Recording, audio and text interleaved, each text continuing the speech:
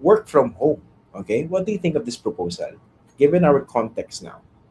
Oo, Christian, tama ka na. Well-intentioned naman si Senator Tulfo and other legislators because really, ang daming, parang pag naisip mo, if you think about it, yung idea kasi na mag-work from home, understandable yung instinct kasi kung ang mga tao hindi nagko-commute, hindi pupunta sa trabaho, di makakatipid sa gasolina, sa fuel, no? Pero ang magiging issue dyan is lahat ba ng trabaho pwede kang mag-work from home? Kasi nung pandemya, we were forced to work from home. Pero ang naging issue doon yung mga nasa informal sector na yun, nagbebenta ng balot, ano you must remember we are much more a service economy, no?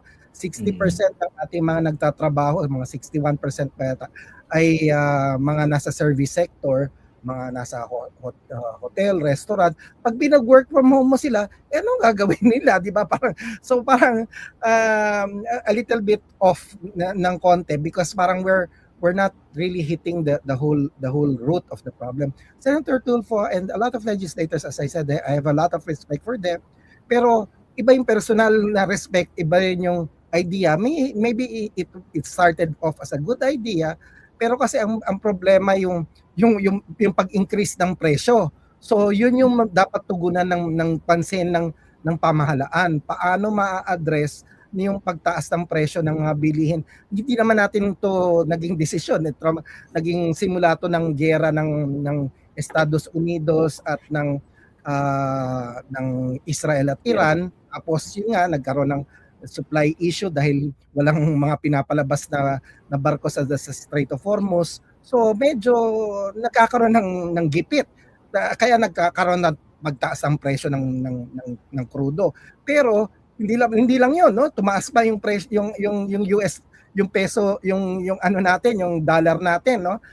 Humina Hindi yung piso. more than 60 pesos na to $1. So ibig sabihin pag bumibili tayo ng langis, lalo pang mahal, no? So lahat ng mga imported nagkakaroon tayo ng problema. Tapos hindi lang 'yon, no? Mabuti kung gasolina nga lang yung main problema dahil nga lahat ng bagay na binibili natin, lalo na pagkain, syempre ita-transport 'yon, no? So ang natatamaan, in fact, lalo na yung mga mahihirap, ang mas malaking porsyento ng matatamaan hindi mismo sa gasolina kundi sa pagkain pa, no? Dahil kalahati ng ginagastos ng mahihirap natin ay nasa pagkain. So yung transportation, direct transportation expenses, mas maliit yun kaysa sa pagkain. Kaya may multiplier effect. Tapos meron pang presyo ng gasolina, no? Sa electricity.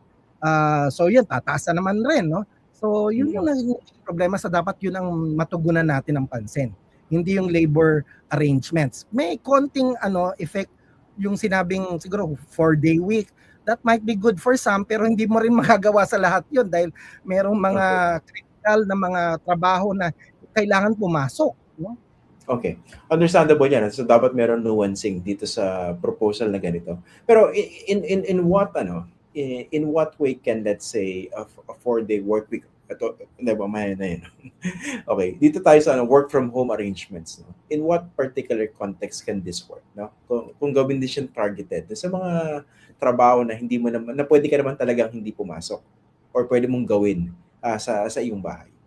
Oo, yung sa mga kasi kung iba yung pag minandate mo na sabihin mo lahat kailangan work from home, iba yung in-encourage mo. Pero actually, maski yung mga na-encourage, mga large corporations na medyo digitally na sila, yung mga nasa bangko na pwedeng hindi ka talaga nagka-transact ka, nagtitignan ka ng kung ikaw ay auditor sa bangko tapos tinitignan mo yung transactions, you don't need to physically go to the bank, so pwedeng naka-online ka. So merong mga trabaho, may mga lalo na mga digitally oriented na trabaho, mga BPOs, large corporations that are very digital, pwedeng talagang mag-fully pero nasa sa kanila yun, and I think many of them are already doing that.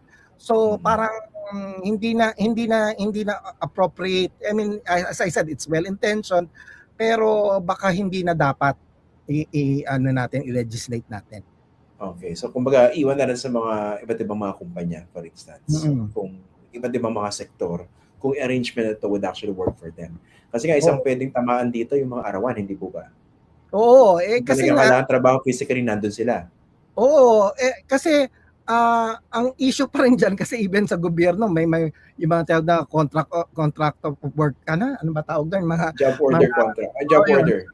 Job order. Yung mga job order binabayaran kada araw. So pag hindi sila pumasok, baka yun na naman ikokowa na naman yun na sasabihin hindi pwede silang bayaran. So rather than baka may konting mga problema sa arrangements na ganyan. So mas maigi na lang na as I said, we leave it to the particular industry. If it's doable for some, even within an industry, hindi rin lahat ng mga trabaho sa isang industriya ay pwede nga nating i-force ng work from home. Pag merong mga digitalize yung trabaho mo, pwede. Pero pag hindi masyadong digital, kung kailangan talagang papasok ka physically. Tsaka ang issue pa nga dito is kahit sa mga ganong arrangements, Christian, there are some people, including myself, nung nagkaroon ng work from home, napagod ako. Ang daming trabaho, lalong dumami yung trabaho ko. I got pressured nung pandemic na parang nag-multiply pa yung trabaho namin sa gobyerno imbis na left and right, mga media nag-interview sa amin, So parang hindi na ako natutulog. So yung productivity levels mo bumababa rin. So even if in certain cases you can use work from home arrangements, you also have to balance out because I think may survey na ginawa, if I recall right, na parang 40% of people who had work from home arrangements said na hindi naging productive sila, equally productive, pero for the rest it wasn't good for them.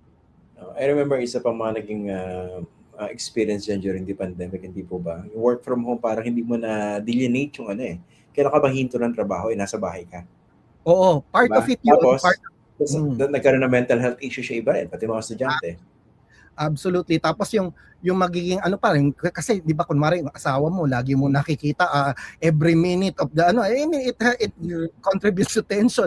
Kung hindi mo masyado nakikita, okay pa, pero pag 24 hours mo nakikita, magkakainisan lalo kayo, no? And you're right that yung when do you put a stop to your work because so indeed yung mental health problems increased partly during the pandemic in a way.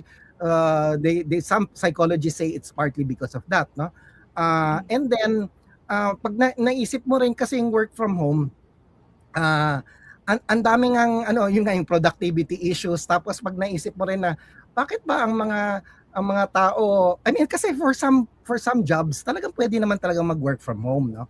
Pero for other things where you need more interaction, kasi may mga tao, may kausap na ako na very recently taga ADB, sabi niya sa akin, alam mo, ayoko yung work from home kasi wala akong nakakausap, mas gusto ko may kinakausap ako. People are socially oriented. So if you force people to stay at home, some people are okay with that if you're medyo more less sociable, pero more introvert. Oo, pag introverted ka, pero pag extrovert ka, naku, yan, masisira ulo mo dahil wala kang nakikita kundi TV o o computer mo, ay naku, maluluka ka. Ito may comment I suppose taga BPO siya, no? Sabi niya, kami sa BPO hindi pwede mag-work from home, only a certain type of work like back office, but voice hindi. Tapos kailangan din approval sa client because of concern on cybersecurity. Of course, there's certain complications talaga. Absolutely. Okay. Kung tusin mo, medyo pa yan. BPO, medyo, if you think about it, conceptually, you can do work from home, but it's right, no? So some jobs within the sectors, the industries where in theory you can do more work from home, it may not be applicable for all.